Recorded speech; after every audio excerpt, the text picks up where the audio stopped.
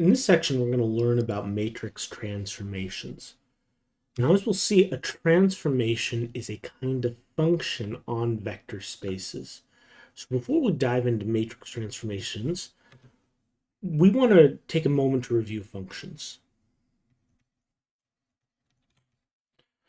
A function f that maps A to B is a rule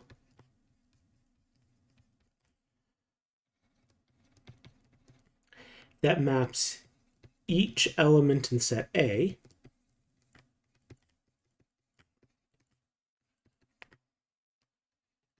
to an element in set B.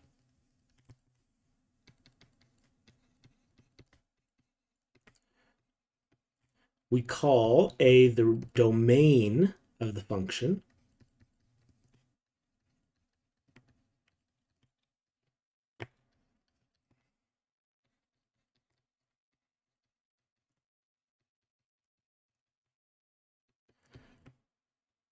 and B the codomain of the function.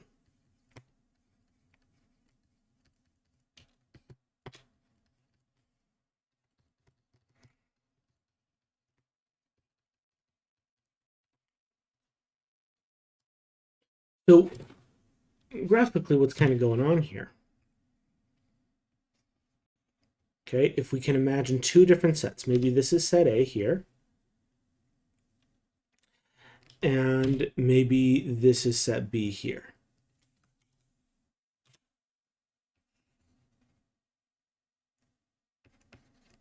All right, and we have elements in A, so we have different elements in A. And we have elements in B. And all F does is it's a rule that says that pairs up the elements in A to the elements in B. It maps the elements in A to the elements in B. So for example, maybe this first element in A is mapped to this element in B. Okay, that's what function f would tell us. And maybe this element in A might map to this element in B. And maybe this element in A maps to this element in B also. Okay, and each element in A maps to an element in B. Notice not every element in B needs to be mapped to, but every element in A in our domain, there needs to be a map that tells us, that maps us from each element in A to some element in B. Okay? Let's give you a more concrete example.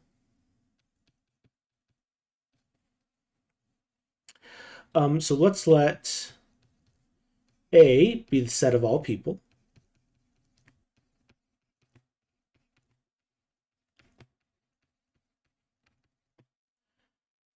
Let's let B equal a set with only two elements in it, left-handed and right-handed.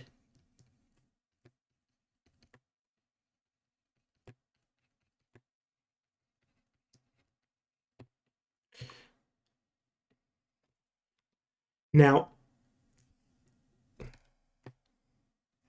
let's define function f from the set of all people to the set of left-handed and right-handed to just be the rule that tells us whether people are left-handed and right-handed.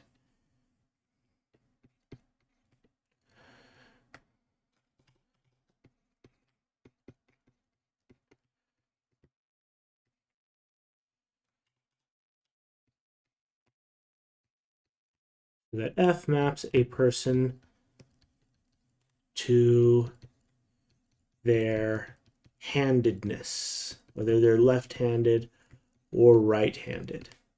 Okay, so for example, if we're applying this function to me, well, I'm right-handed.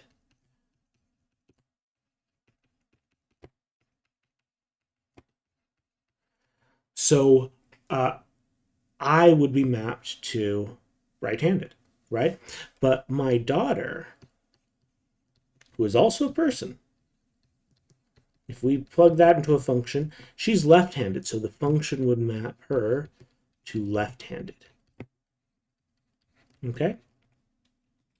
So we could use these functions to just map one set of things to another set of things. And it pairs those two things together. Okay? Now, of course, most of the time when we use functions, it's with numbers, not with these more abstract sets. At least when we use functions in mathematics. And so you may be familiar with using functions like f of x equals x squared plus 2, right? Here, f is mapping the set of all real numbers to other real numbers. So our two sets are real numbers. And this is the general rule we follow. So if I have f of 2, 2 is a real number. Then if I just follow this rule, f of 2, the number it's paired with, the number it maps to, is 2 squared plus 2. That'd be 6. And that 6 is in the codomain. Okay? Now in this class, we're going to focus mostly on functions that map vector spaces to other vector spaces. For example, let's say we have a function that maps Rn to the vector space Rm. Okay? So T is a function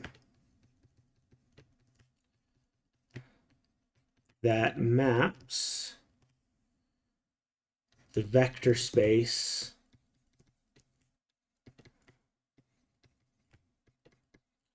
Rn to the vector space Rm.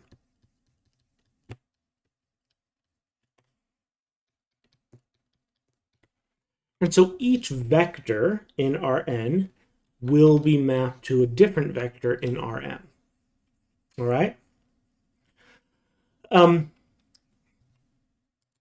So we give functions that have this form a special name. We call functions that map vector spaces to vector spaces transformations.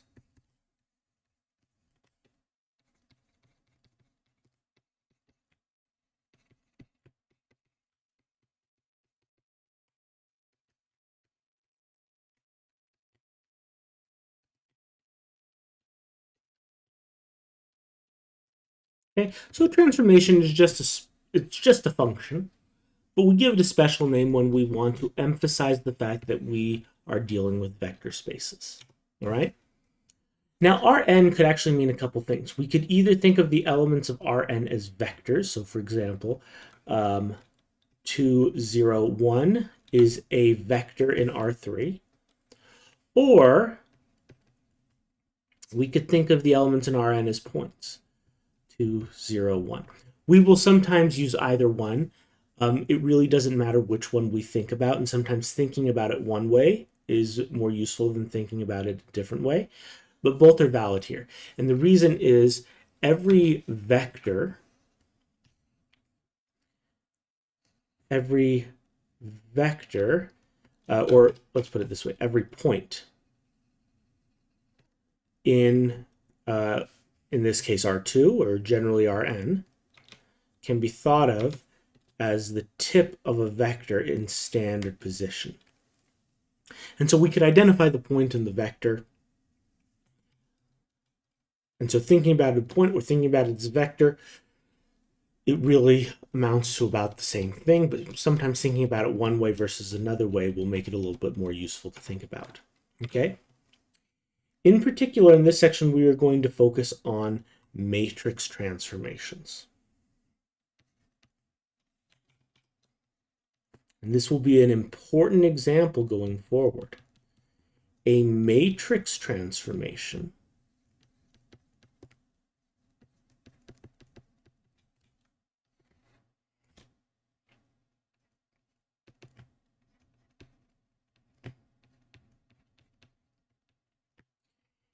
is a transformation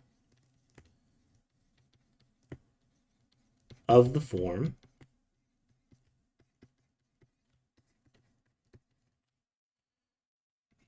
if we have T and we plug in an n-dimensional vector x, then a matrix transformation, we just take a particular matrix A and multiply it by vector x, doing matrix vector multiplication.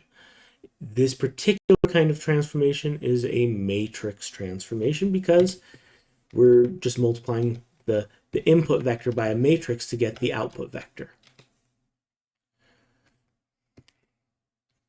So here, A is an M by N matrix.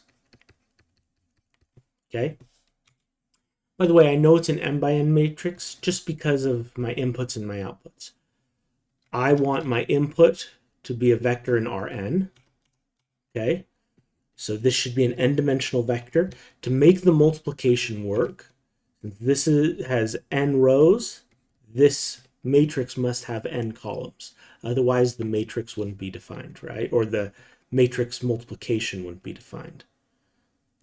And since I want the result to have m rows, I need matrix A to have m rows. Because the matrix multiplication here now will have m by 1, will have dimensions m by 1, m rows, 1 column.